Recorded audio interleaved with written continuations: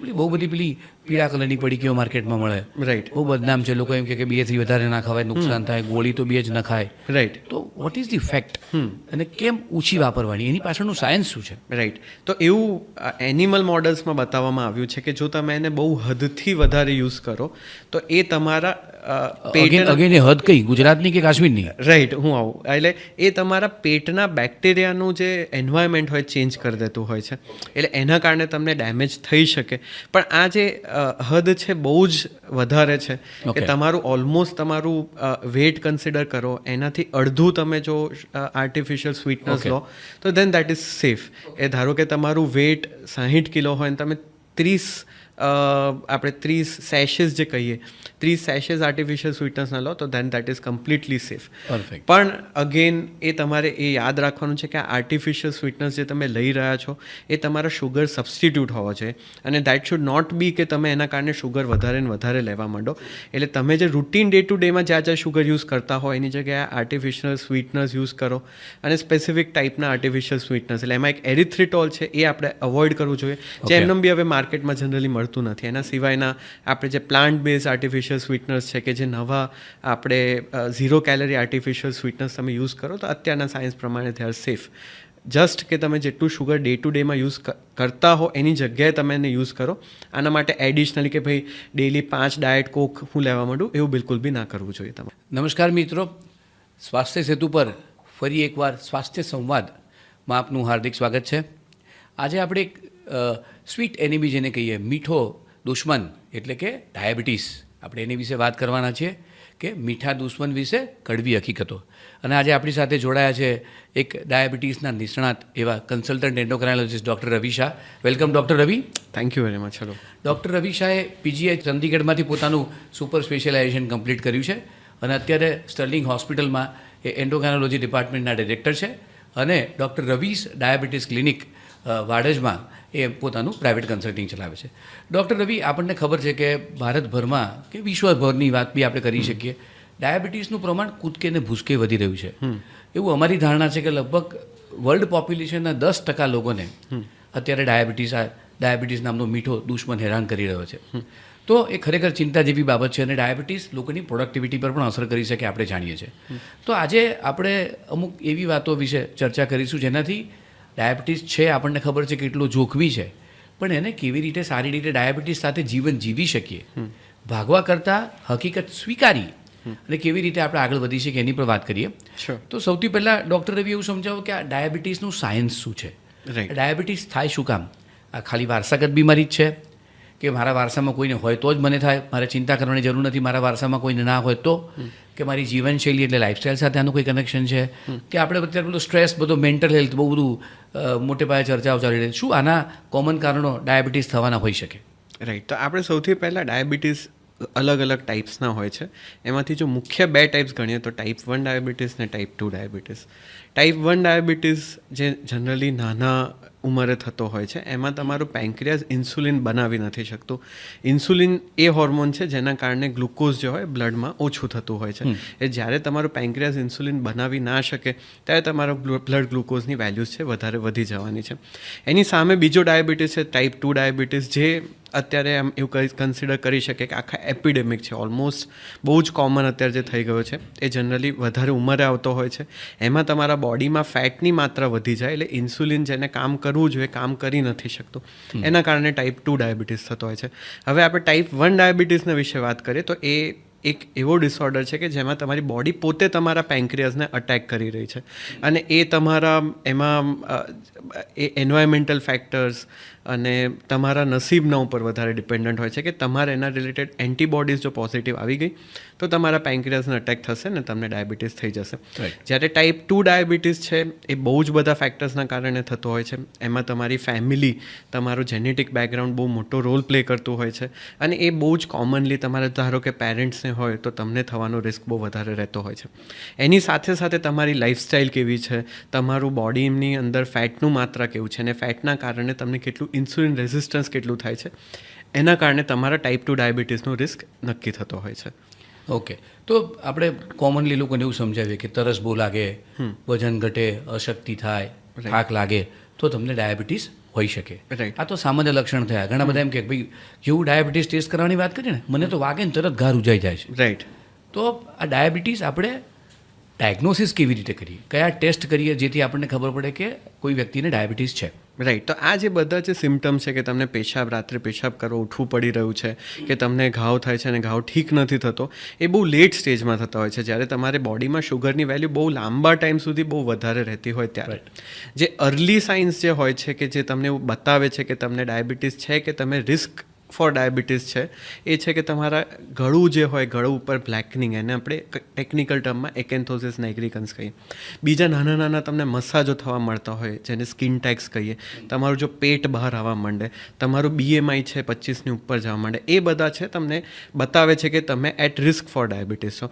અને એક વખત તમે એટ રિસ્ક ફોર ડાયાબિટીસ હો ત્યારે તમારે બ્લડ ટેસ્ટ કરાવવા પડે. બ્લડ ટેસ્ટમાં ભૂખ્યા પેટનું શુગર જો તમારું 126 કરતાં વધારે, ખાધા પછીનું શુગર જો તમારું 200 કરતાં વધારે, અને 3 મહિનાનો એવરેજ શુગર જો 6.5% કરતાં વધારે હોય તો તમને ડાયાબિટીસ છે કહેવામાં આવતો હોય છે. પણ આ જે છે બધા રિપોર્ટ્સ ખાસ એટલા માટે કરાવવાના કે જો તમે વેઇટ કરશો કે તમને પેશાબ વધારે આવશે કે એ બધા સુધી, તો જો તમે વેઇટ કરશો ડાયાબિટીસના ડાયગ્નોસિસ માટે, તો ત્યાં સુધીમાં તમને ડાયાબિટીસના કોમ્પ્લિકેશન્સ, આંખને ડેમેજ, કિડનીને ડેમેજ, એ બધાને ડેમેજ ચાલુ થઈ ગયો હશે. એટલે એના માટે ઓલવેઝ તમારે અર્લી અને રેગ્યુલર ટેસ્ટિંગ કરાવવું બહુ ઇમ્પોર્ટન્ટ છે. તો ડૉક્ટર રવિ, આપણે આની પર આવી જઈએ. આપણી પાસે 2 પ્રકારના પેશન્ટ હોય. એક પ્રકારના પેશન્ટ એવા છે કે, અને પહેલાં તમે બધાએ જોયું છે કે અમુક ઉંમર સુધી ડાયાબિટીસ જોવા નહોતો મળતો. રાઈટ. હવે એવું કંઈ નિયમ રહ્યા નથી. બ્લડ પ્રેશર કે ડાયાબિટીસ એવા કોઈ નિયમ હોતા નથી. રાઈટ. તો 2 પ્રકારના પેશન્ટની આપણે બેકગ્રાઉન્ડની વાત કરીએ કે કેવું બેકગ્રાઉન્ડ કે જેના ફેમિલીમાં કોઈને ડાયાબિટીસ નથી. રાઈટ. તો એ વ્યક્તિએ રેગ્યુલર ડાયાબિટીસ છે કે નહીં એવું ચેકઅપ કઈ ઉંમરે ચાલુ કરવું જોઈએ? રાઈટ. તો આમ આપણે જો ગાઈડલાઇન્સની વાત કરીએ કે જે ઇન્ટરનેશનલ સોસાયટી શું રેકમેન્ડ કરે છે, તો એ લોકોનો બહુ જ કોમન પ્રિન્સિપલ છે કે તમારું જો 35ની વર્ષથી ઉંમર વધારે હોય તો તમારે ડાયાબિટીસનું ચેકઅપ કરાવવું જોઈએ. અને જો તમારા રિપોર્ટ્સ નોર્મલ હોય તો દર 3 વર્ષે તમારે ફરી ચેકઅપ કરાવતા રહેવું જોઈએ.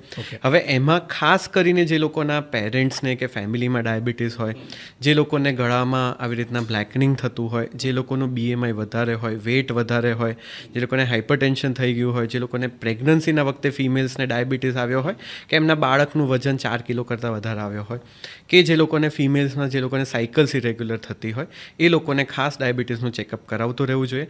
અને ઓવરઓલ દરેક માણસ જેમની ઉંમર 35 કરતાં વધારે હોય એ લોકોને એક વખત ચેકઅપ કરાવતા રહેવું જોઈએ.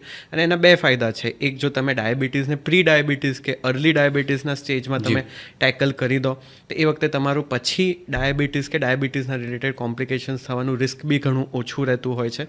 અને તમને જ્યાં સુધી તમે જો શુગરને અર્લી ટેકલ કરશો તો તમારા જે બધા કોમ્પ્લિકેશન્સ છે એ બી નહીં થાય.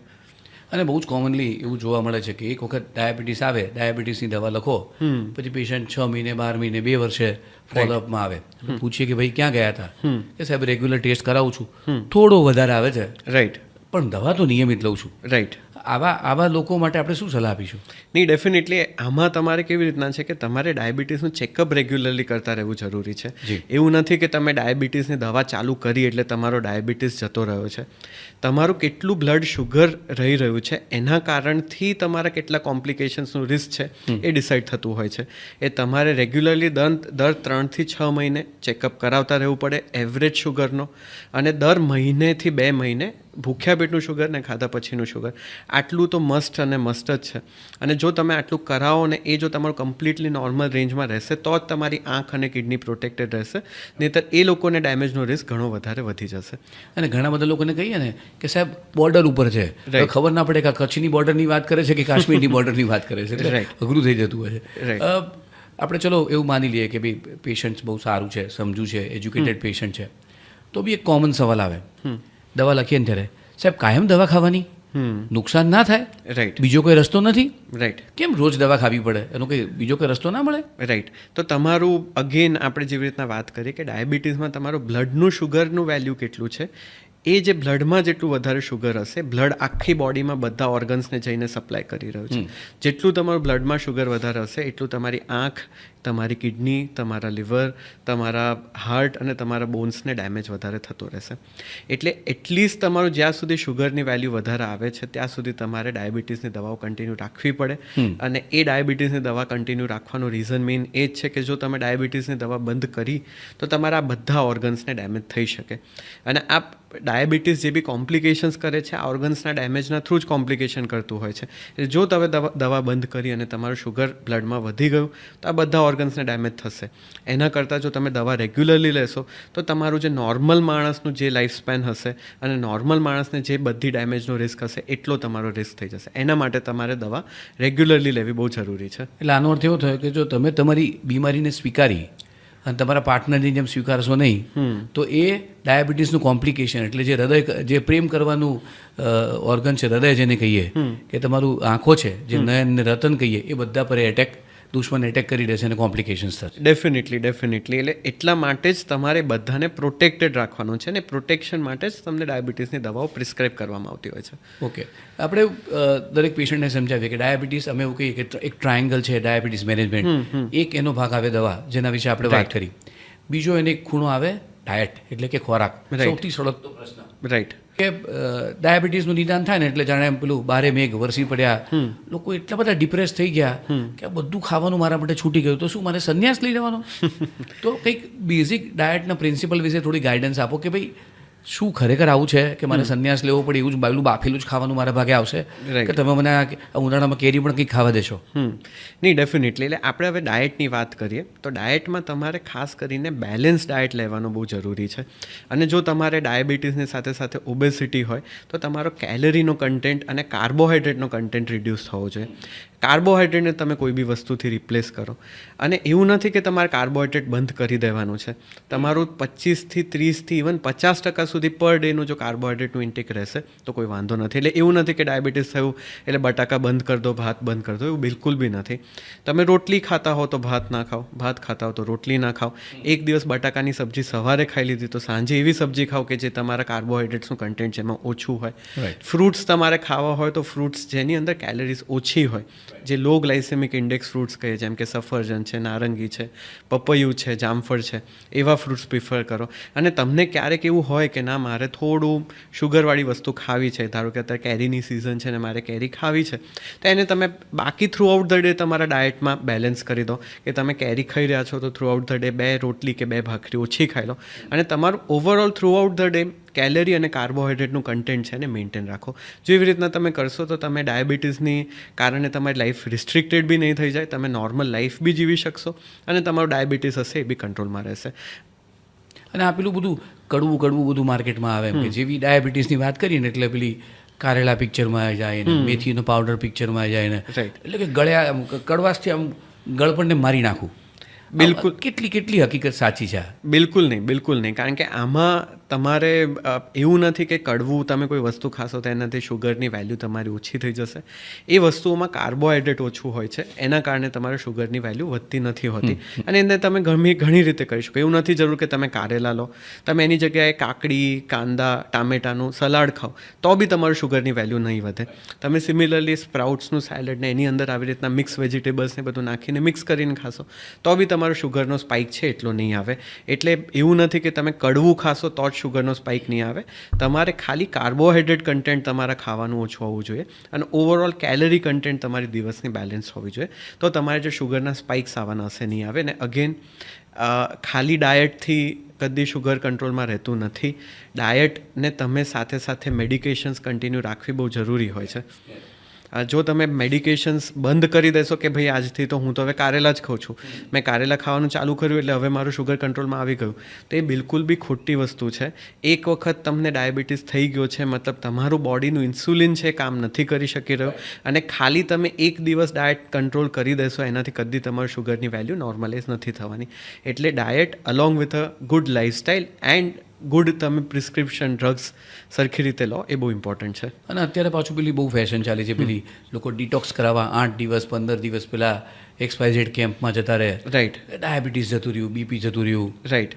તો પછી બધા ના જતા રહે, શું કામ કોઈ શહેરમાં રહે? બધા ગામડામાં જઈને કેમ્પ પર ના રહે, આ ડાયાબિટીસ બધાનો ક્લિનિકો બંધ ના થઈ જાય? શું કહેવું તમારું? ના, ડેફિનેટલી. એટલે તમારે અગેન લાઈફસ્ટાઈલ તમારી પરસિસ્ટન્ટ અને લાઈફ લોંગ રહેવી જોઈએ. તમે 15 દિવસ ગયા ત્યારે તમે બધી વસ્તુઓ બંધ કરી દીધી, એનાથી તમારું થોડું ઘણું વેટ ઓછું થયું, તમારો બોડીનો ફેટ ઓછો થયો, એટલે એ વખતે તો તમારો શુગરનો જે કંટ્રોલ હશે ઇમ્પ્રૂવ થઈ જશે. પણ જેમ તમે નોર્મલ લાઈફમાં પાછા આવશો તો જે વસ્તુ એવી હતી એવી ત્યાંની ત્યાં જ આવી જશે. અને આમાં કેવું હોય છે કે તમે જ્યારે બી હંગરી રહો ત્યારે તમારા હંગરના હોર્મોન્સ ઓવર એક્ટિવેટ થઈ જાય, એટલે કદાચ એવું થશે કે તમે જ્યાં હતા એના કરતાં ખરાબ પોઝિશનમાં એન્ડ અપ થઈ જશો. એટલે જ્યારે બી તમે કરો ત્યારે આપણે કાચબાની જેમ કરવાનું. Slow and steady changes are very important. અને બીજું અત્યારે પેલું બહુ ટ્રેન્ડિંગ ચાલે છે, ખાંડની ચા નહીં પીવાની, ગોળની ચા પીવાની. રાઈટ. જ્યાં જાઓ તો કે અમે તો ખાંડ ખાતા જ નથી, રાઈટ. ગોળની જ ચા પીએ. તો સારું ને, આમ તો કે ગોળમાં આયન બહુ મળે, બરોબર એટલે છે. ડબલ ફાયદો થાય, ખાંડનું નુકસાન નહીં, આયન મળે. શું કહેશો આના વિશે? રાઈટ. એટલે ખાંડમાં જો આયરન હશે તો તમને આયરન મળશે, પણ એ ખાંડ ખાઓ, મધ ખાઓ કે તમે ગોળ ખાઓ, બધાની અંદર કેલરીઝ ઇક્વલ જ હોય છે. એ તમારી જેટલી મીઠાશ હશે એટલી જો કેલરીનું કન્ટેન્ટ એમાં રહેવાનું જ છે, અને તમને એનાથી શુગરના રિલેટેડ કોઈ ફેરફાર આવવાનો નથી. એટલે જે તમે ગોળ ગણો, મધ ગણો કે ખાંડ ગણો, ત્રણેયમાં કેલરીઝ ઇક્વલ છે, અને ત્રણેયમાં શુગરના પોઈન્ટ ઓફ વ્યૂથી એ ત્રણે ઇક્વલી જ કામ કરતા હોય છે. ઓકે. તો એટલે ટૂંકમાં અગેન મેં કીધું થોડા સમય લોકોને નવી નવી વસ્તુઓ જોઈએ, એટલે આ બી ટ્રેન્ડિંગ છે, થોડા વખતમાં એન્ડિંગ એનું થઈ જશે અને પાછા લોકો બેક ટુ નોર્મલ આવી જશે. બીજો અઘરો સવાલ, ત્રીજા આપણે ખૂણા વિશે વાત કરીએ, એક્સરસાઇઝ. રાઈટ.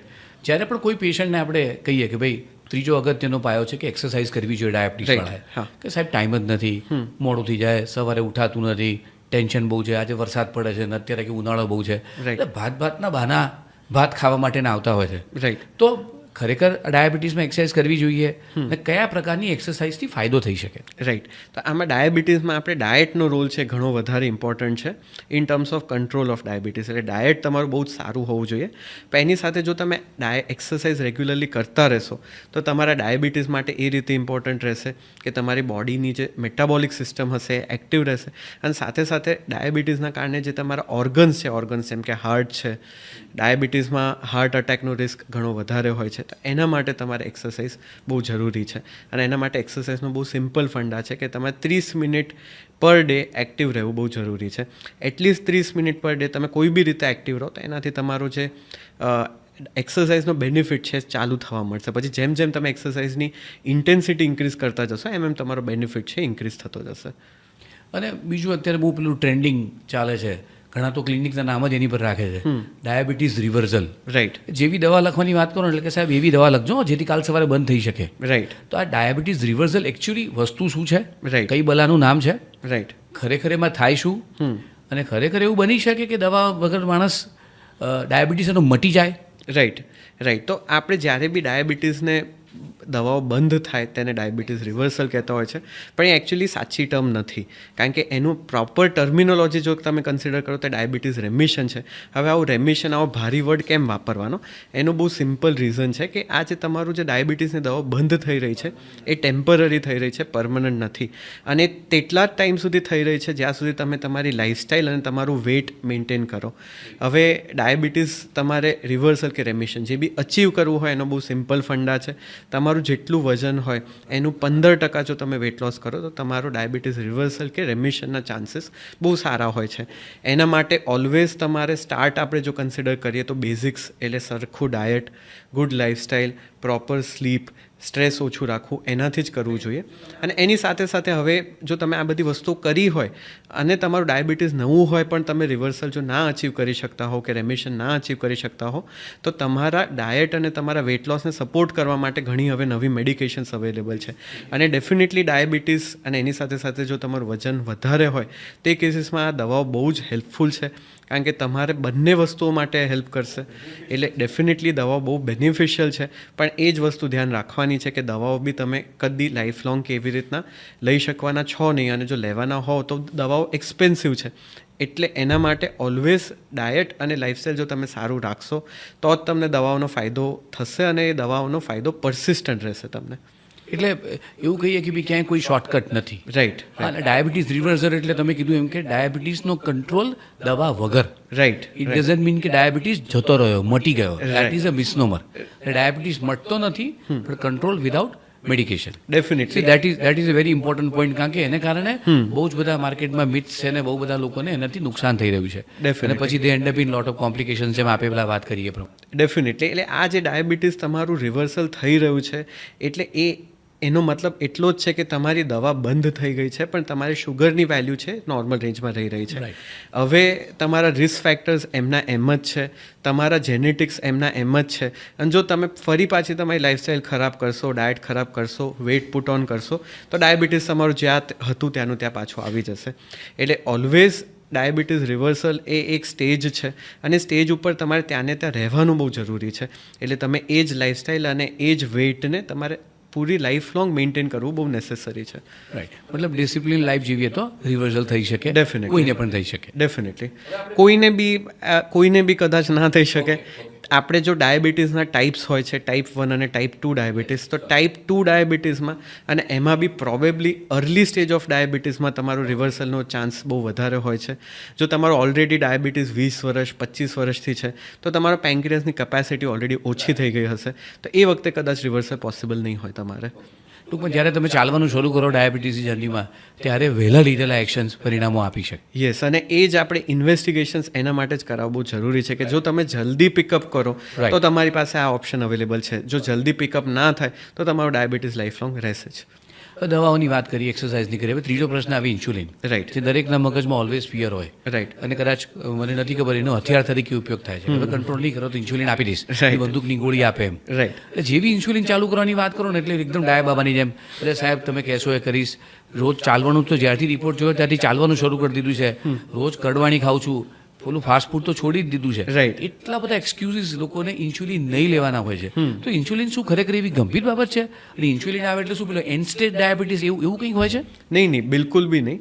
સૌથી પહેલાં એવું તમે સમજો કે ઇન્સ્યુલિન આપવાના ઘણા રીઝન્સ હોય છે.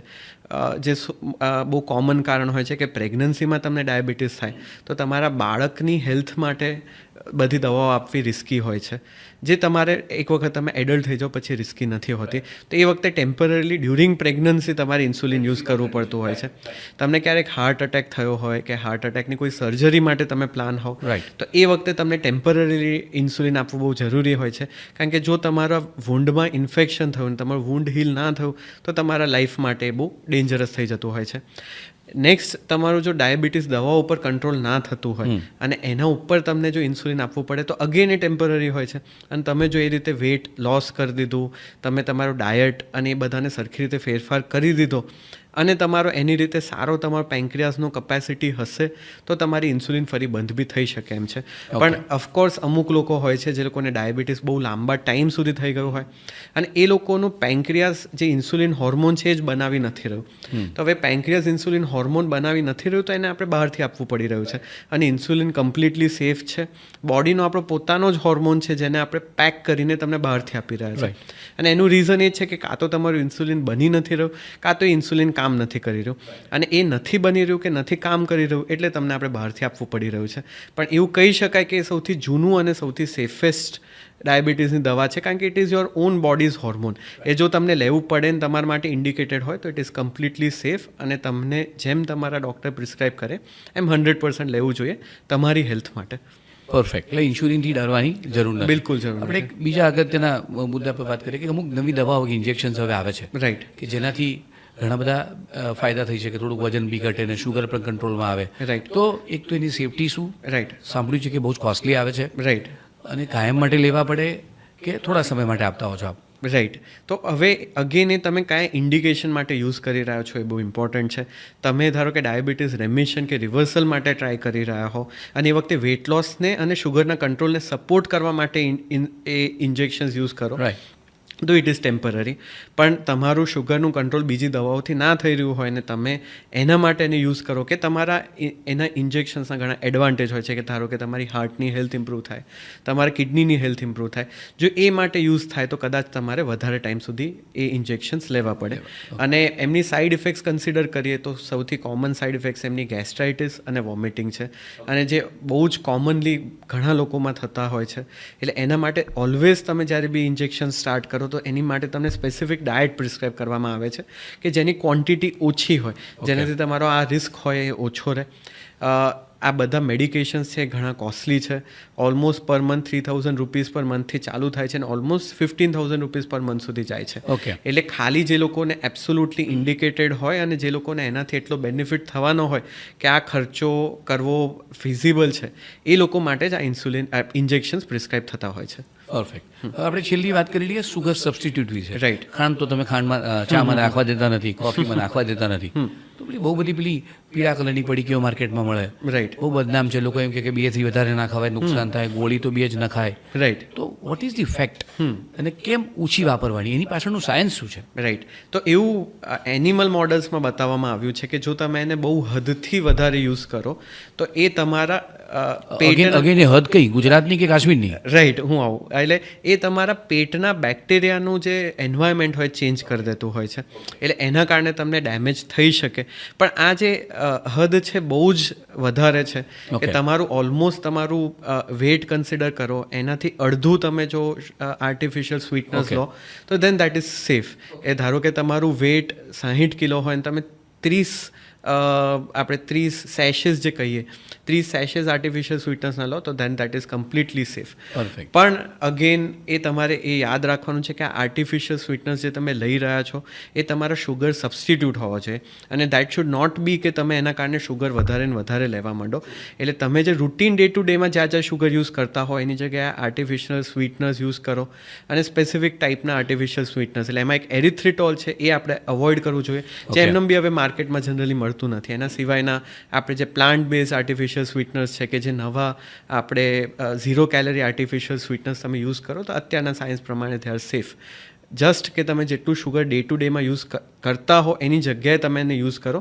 આના માટે એડિશનલી કે ભાઈ ડેલી 5 ડાયટ કોક હું લેવા માંડું એવું બિલકુલ બી ના કરવું જોઈએ તમારે. ઓકે. એટલે ટૂંકમાં આર્ટિફિશિયલ વસ્તુ એવોઇડ કરવી, રાઈટ. નેચરલ વસ્તુઓ લઈએ તો એ વધારે લોંગ ટર્મ માટે સારું. રાઈટ. એન્ડ તમે ક્વોન્ટિટી તમારી જે રૂટીન ડે ટુ ડેમાં હોય એટલી જ તમે લો. બહુ એક્સેસ ક્વોન્ટિટી કદી બી નહીં લેવાની કોઈ બી વસ્તુની. સો દર્શક મિત્રો, આજે ડૉક્ટર રવિએ મને લાગે છે કે ઘણા બધાના રસોડાઓમાં ઉથલ પાથલ મચાવી દીધી છે. ઘણા બધાના ડાઇનિંગ ટેબલ ઉપરની આઇટમો મને લાગે છે કે આ ડાયાબિટીસ વિશેનો પ્રોગ્રામ જોયા પછી બદલાઈ જશે. અને સૌથી વધારે આનંદ આ કેરીવાળા માણસોને આજે આવશે કે ડૉક્ટર રવિએ કેરી ખાવાની પણ હા પાડી છે, વિથ કેવિયટ્સ, વિથ સર્ટેન કન્ડિશન્સ. એટલે એકલી કેરી ખાવાની હા પાડી છે એવી યાદ ન રાખતા. એટલે આ જે મીઠો દુશ્મન છે આપણો, પણ એની કડવી પણ મીઠી લાગે એવી વાતો ડૉક્ટર રવિએ આપણી સાથે કરી. થેન્ક યુ ડૉક્ટર રવિ, અમારી સાથે સ્વાસ્થ્ય સેતુ પર જોડાયા અને લોકોની જીભ જેને કહીએ સ્વીટ તમે કરી આપી, એવું તમે કહીએ તમારે મુંહ મેં ઘી શક્કર, એ શક્કરની જગ્યાએ આપણે શુગર બી રાખીએ, વાંધો નથી. તો એવી રીતે સ્વાસ્થ્ય સેતુ પર આ અગત્યના મુદ્દા પર જોડાવા બદલ તમારો ખૂબ ખૂબ આભાર. Thank you very much Pragnesh sir. મને બી બહુ જ મજા આવી. આપણે લોકોને સાયન્સ વિશે સમજાવવું બહુ જ નેસેસરી છે, કારણ કે જો લોકો પોતાના બીમારીના સાયન્સ વિશે સમજશે તો જ એ લોકો એને સરખી રીતના કંટ્રોલ કરવામાં સક્ષમ રહેશે, અને તો જ એ લોકો લાઈફ લોંગ એને કન્ટિન્યુ રાખશે. તો thank you very much. Thank you. હવે આપણે એક રેપિડ ફાયર રમીએ. હું તમને અમુક ફૂડના સિલેક્શન પૂછીશ, તમારે એમાંથી કોઈ પણ એક વસ્તુ પિક કરવાની. શ્યોર. છાશ કે કોક? છાશ ડેફિનેટલી. ખાખરા કે ગાંઠિયા? ખાખરા 100%. ભાખરી કે ઉપમા? ભાખરી. કેરી કે સીતાફળ? આ બંનેમાં તો આપણે કેરી ચૂઝ કરીશું, પણ અનકન્ટ્રોલ ડાયાબિટીસ હોય તો બંને નહીં. ગોળની ચા કે શુગર ફ્રી વાળી ચા? શુગર ફ્રી ચા. ફ્રૂટ આખું ખાવું કે એનો જ્યુસ કાઢીને પીવું? ડેફિનેટલી ફ્રૂટ આખું ખાવું. Thank you very much.